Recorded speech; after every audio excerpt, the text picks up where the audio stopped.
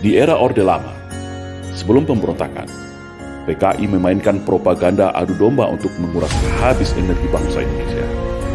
Memanfaatkan tangan Soekarno selaku presiden, hingga lahirlah perang dengan DITI, PRRI, Parnesta, hingga Operasi Ganyang Malaysia. Padahal, sebelumnya, mereka semua adalah rekan-rekan seperjuangan Soekarno semasa perang merebut kemerdekaan. Tidak cukup di situ.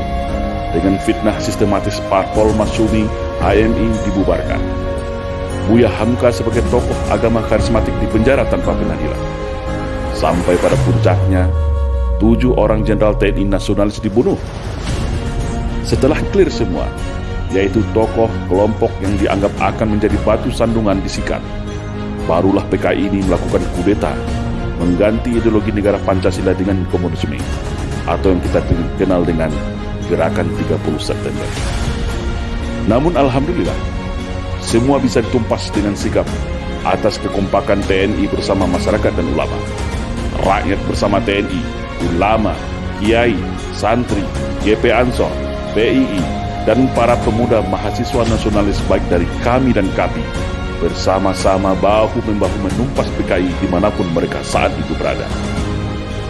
Namun hari ini, mereka bangkit kembali dan sudah tampil di mana-mana.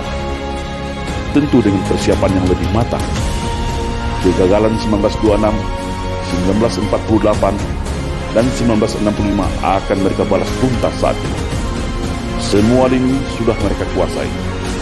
Mulai dari istana, Senayan, aparat, media, pengusaha, hingga dukungan politik penuh dari Partai Komunis Cina, sebagaimana dulu di tahun 1965.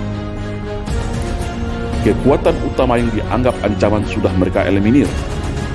TNI sudah mereka lockdown melalui Undang-Undang Nomor 34 Tahun 2004 sehingga tidak berkutik lagi. Agama Islam sebagai mayoritas di negeri ini telah mereka nistakan dan framing seolah jahat menakutkan dengan isu radikalisme dan anti kebinekaan. Ulama vokal Habib Rizik Syihab juga sudah mereka isolasi. Ustadz Alfian Tanjung dan pakar dalam hal komunisme sudah selesai mereka penjarakan. Ormas Islam yang besar-besar sudah mereka susupi dan pecah belah.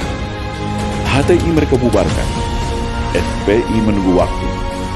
TKA Cina sudah infiltrasi masuk dan menyebar di seluruh pelosok Nusantara. Kelompok liberal, Syiah, dan non-muslim radikal mereka rangkul, provokasi dan pelihara. Sudah mirip kan dengan 1965?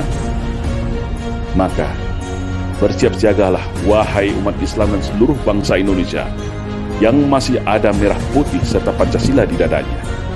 Satu langkah lagi, negeri ini akan berubah menjadi negara berhaluan komunis kalau kita semua lengah dan masih jadi pengecut. PKI hari ini adalah PKI gaya baru yang bangkit dari kuburnya. Komunisme gaya baru yang siap secara sistematis dan bertahap merubah Indonesia untuk berhaluan komunis. Hari ini mereka katakan negara tak butuh agama, cukup Pancasila saja. Setelah itu, bisa saja mereka bilang negara tak butuh Pancasila, cukup toleransi saja.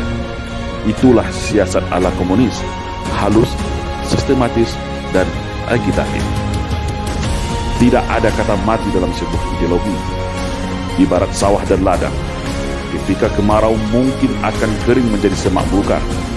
Tetapi ketika kembali disirami air, diberi pupuk, maka padi dan tanaman itu pun akan kembali tumbuh dengan subur. Dan hari ini, negara kita adalah surga bagi para anak-anak PKI. Jangan lengah, tetap waspada. Perkuat ketaatan keimanan kita kepada Allah Subhanahu wa Ta'ala.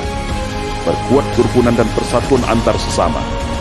Karena ajaran komunisme tidak akan bisa hidup kalau rakyat Indonesia dekat dengan agama.